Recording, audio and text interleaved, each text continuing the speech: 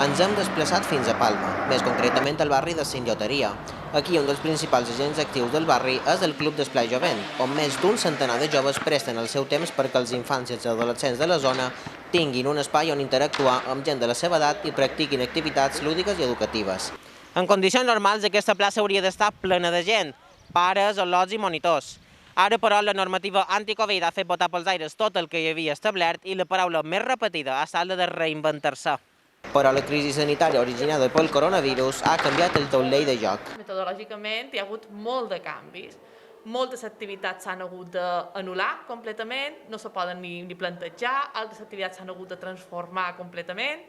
Antes los grupos llegaban a 50 niños, 40, 50 no bajaban y ahora hemos tenido que hacer subgrupos de 10 niños máximo. Que no se poden passar ni les tisores.